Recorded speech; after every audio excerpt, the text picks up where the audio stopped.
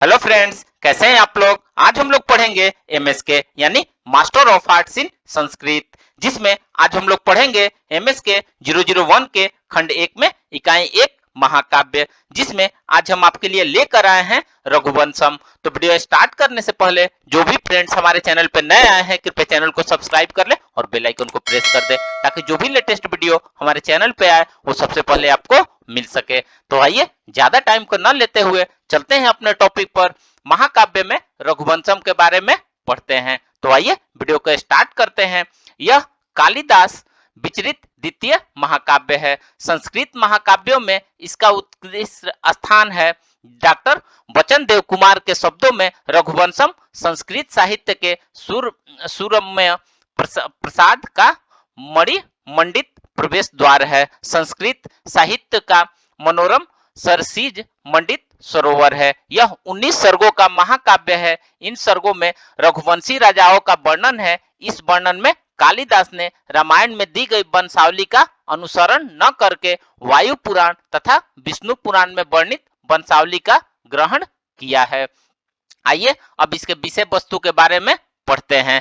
इस महाकाव्य की विषय वस्तु संक्षेप में इस प्रकार है। प्रथम सर्ग में राजा दिलीप की संतानहीनता और संतान प्रायथ कुल गुरु वशिष्ठ के आदेशानुसार कामधेनु की पुत्री नंदिनी की सेवा का व्रत लेने का वर्णन है। द्वितीय सर्ग में नंदिनी की सेवा, राजा की परीक्षा, प्रसन्न नंदिनी द्वारा संतान लाभ के वरदान का वर्णन है।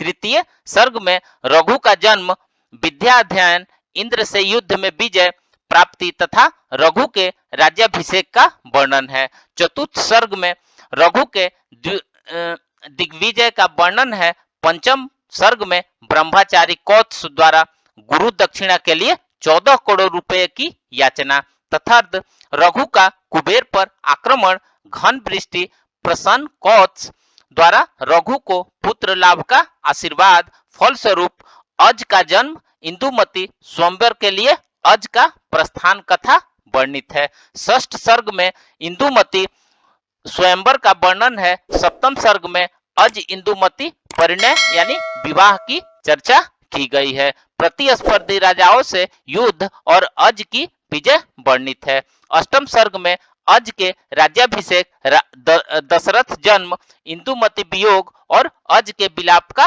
वर्णन है। नवम सर्ग में दशरथ का मृगया वर्णन, श्रवण कुमार की हत्या, दशरथ को शाप प्राप्ति की कथा वर्णित है।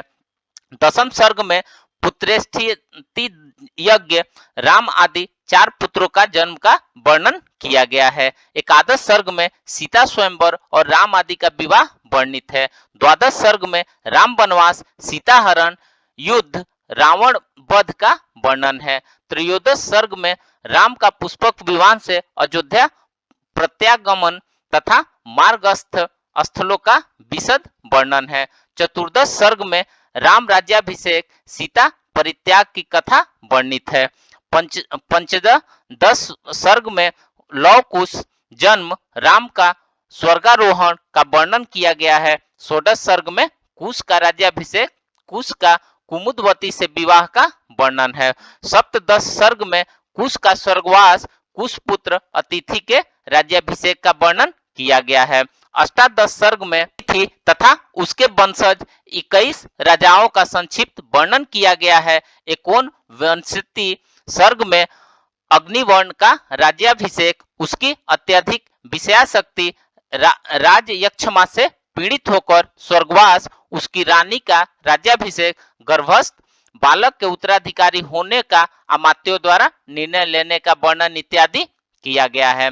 आचार्य कपिल देव द्विवेदी के कथा अनुसार कविता कामिनी कांत कालिदास न केवल संस्कृत वाड्मय के अपितु विश्व वाड्मय के मुकुटालंकार हैं। उनकी सूक्ष्म दृष्टि बाह्य जगत और अंतर जगत की तात्विक विधाओं का साक्षात्कार करती हुई मनोरम पदावली में उनका अनुस्यूत करती है। कालिदास ने भाव सौष्ठव आदि के साथ ही भाषा सौष्ठव, पद ललित्य एवं पर भी पूरा ध्यान दिया है। कालिदास की भाषा रसानुकूल होती है। प्रकरण, प्रसंग, पात्र, वर्ण, विषय के अनुरूप शब्दावली का संचयन मिलता है। वाल्मीकि के आश्रम में परित्यक्त जानकी के करुण क्रंदन का बहुत ही मार्मिक चित्रण प्रस्तुत किया गया है।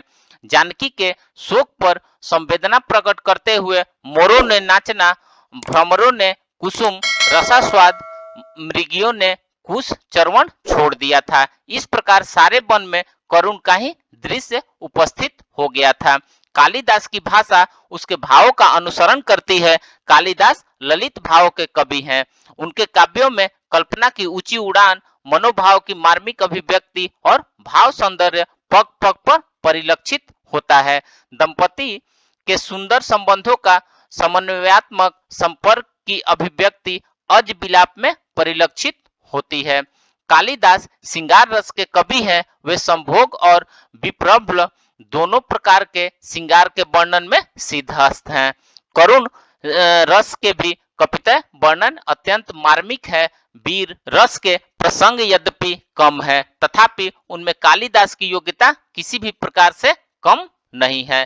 कालिदास के महाकाव्यों में अलंकारों का प्रयोग अनायास ही प्राप्त होता है। उनकी रचना में अनायास ही आने वाले अलंकारों में उपमा का व्यापक प्रयोग है। अन्य अलंकार है रूपक, अतिशयोक्ति, दीपक, व्यतिरेक, विभावना, निर्दर्शना, दृष्टांत, विरोधाभास, परिणाम, यमक इत्यादि। उपमा कालिदास का प्रिय अलंकार है। उनकी उपमाएं असाधारण और मनोरम होती हैं। षष्ठ सर्ग में स्वयंवर में आए हुए राजाओं के समक्ष वर्णार्थ इंदुमती संचरण करती है। प्रस्तुत श्लोक में इंदुमती की तुलना संचारिणी दीपशिखा से की गई है। कालिदास के वर्णों में चित्र और वैविध्य दोनों है। उन्होंने अंतः प्रकृति और बाह्य प्रकृति का सूक्ष्म निरीक्षण किया है। भाव की अभिव्यक्ति आदि गुण कालिदास के वर्णनों में विशेषताएं होती हैं। रघुवंश के द्वितीय सर्ग में संध्या काल में सूर्यास्त का वर्णन इस प्रकार है। इसी प्रकार त्रयोदश सर्ग में प्रकृति के मानवीकरण तथा उसके तदात्म्य का अनूठा निदर्शन है। राम सरयू नदी को देखकर भाव विभोर हैं और उसे माता संबोधित करते हैं। कालिदास ने छंद प्रयोग की दृष्टि से छोटे छंदों का प्रयोग अधिक किया है। उनके सर्वाधिक प्रिय छंद उपजाति और अनुपुष्ट थे। रघुवंश के 9 सर्गों में उपजाति मुख्य छंद है तथा यह 6 सर्गों में अनुपुष्ट मुख्य छंद है। अन्य छंदों में वंशतः रथोद्गता, बैतालीय और द्रुत विलंबित है। संगांत में कवि ने मालिनी, मदाक्रांता, बसंत तिलका, हरिणी, पुष्पिताग्रा, प्रहर्षिणी और महामालिनी छंदों का प्रयोग किया है। रघुवंश के 9वें सर्ग में अनेक छंदों का प्रयोग किया गया है। तो फ्रेंड्स, इस प्रकार से आज हमने महाकाव्य में रघुवंशम के बारे में पढ़ा। तो मिलते हैं एक नए वीडियो के साथ में। तब तक से हमारे चैनल पे बने रहिए। धन्यवाद।